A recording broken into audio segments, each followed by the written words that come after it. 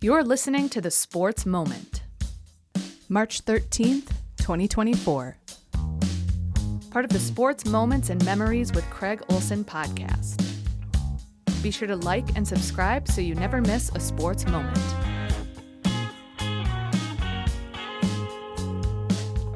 Sponsored by Pemberton Law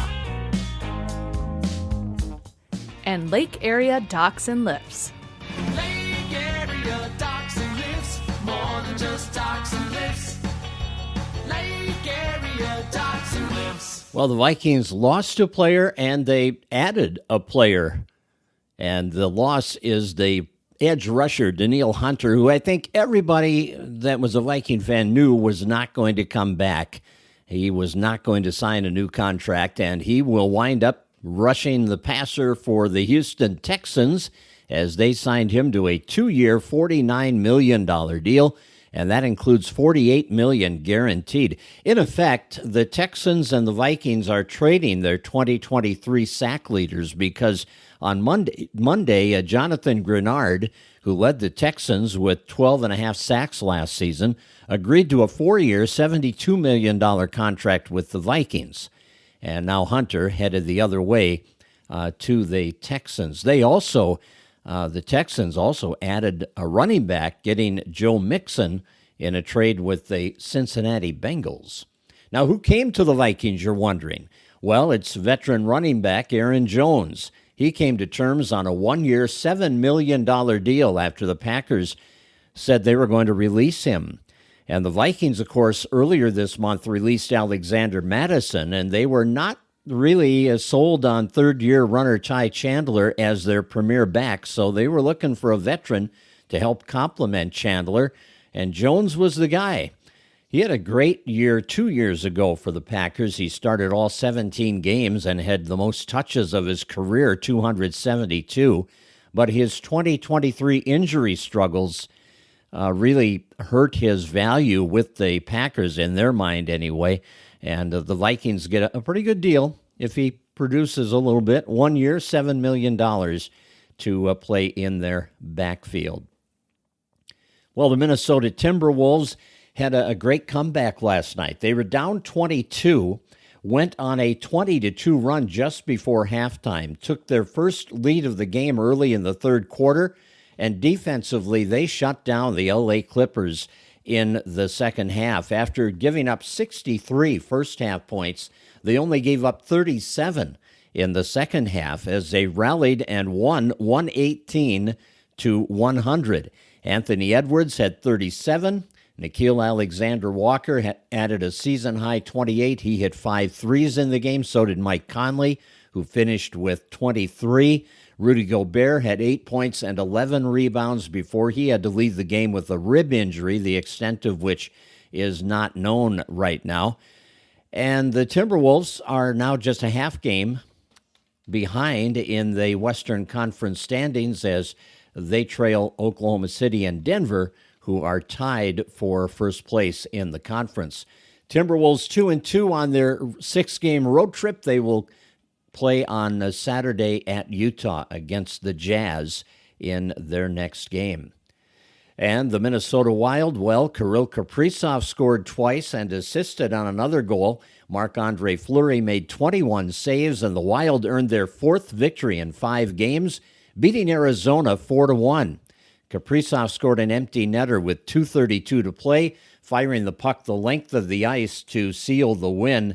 Ryan Hartman and Marcus Foligno also scored for Minnesota. Foligno's goal was an empty netter, too. Former Gopher Nick Bjugstad scored the only goal for Arizona. Now the Wild will host Anaheim on Thursday night, and they are only 4 points out of a playoff spot right now. So they've been getting right back into that playoff conversation. Hopefully they keep it going.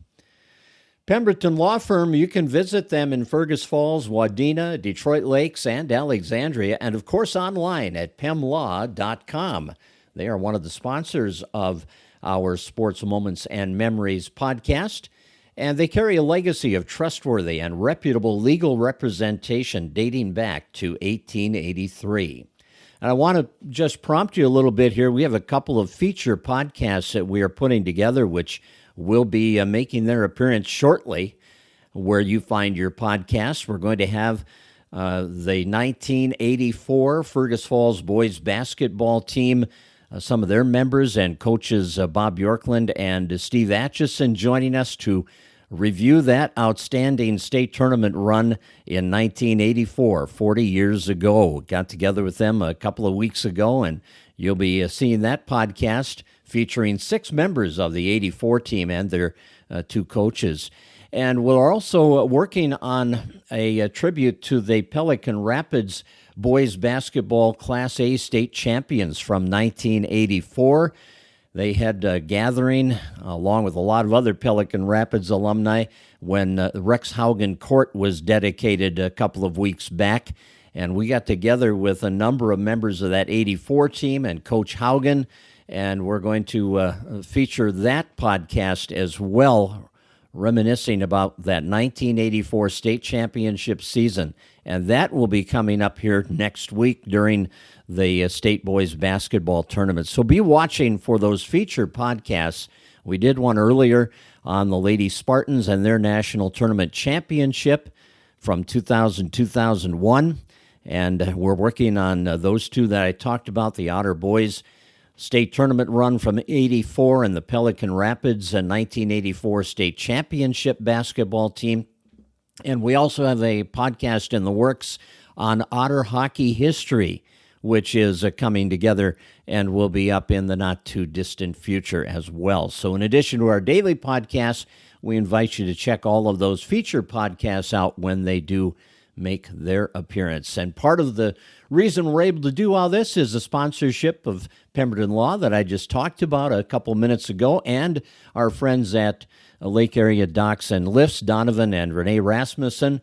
They serve Lakes area from 5 convenient locations, and they are so dedicated to supporting youth activities in the communities that they serve and all around the region.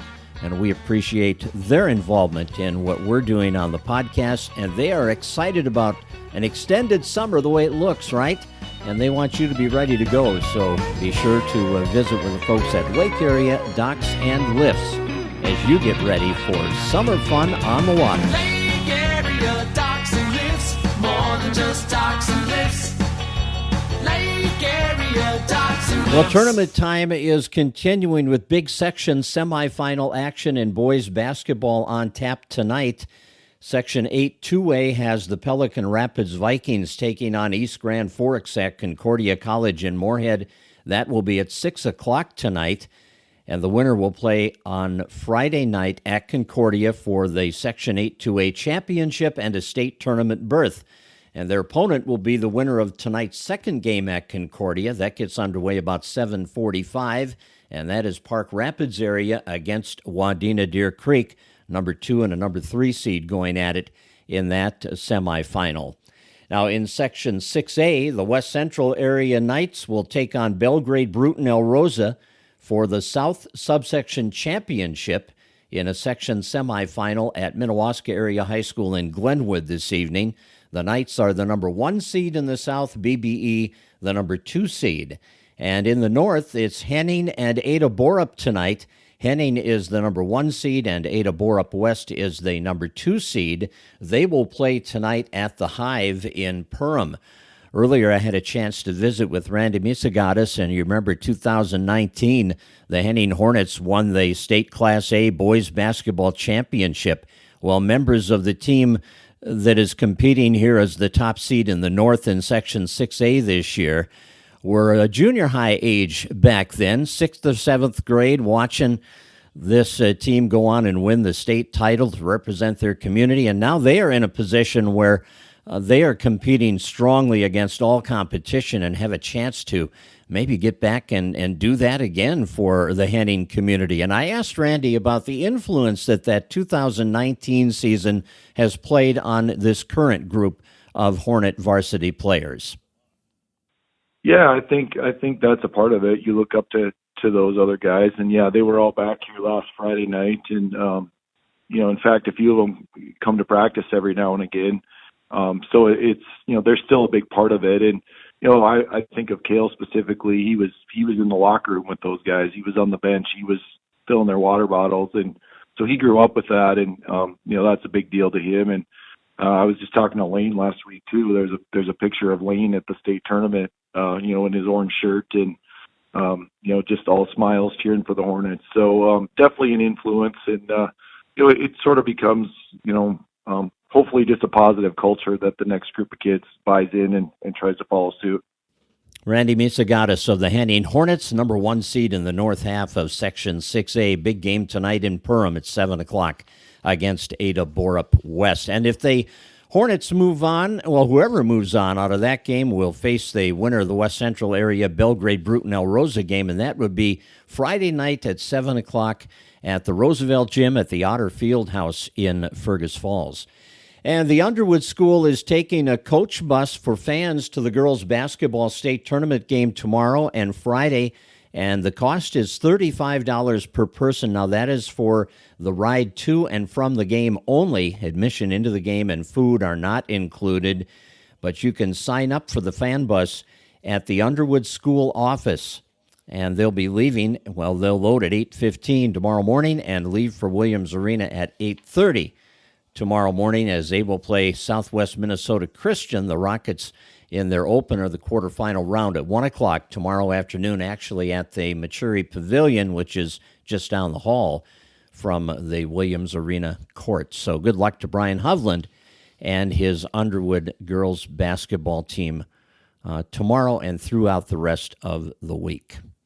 And we thank you for joining us for our podcast today. Be sure to come back again tomorrow. Have a great day. You've been listening to The Sports Moment with Craig Olson. Sponsored by Pemberton Law and Lake Area Docks and Lifts. Produced by Sunroom Lab.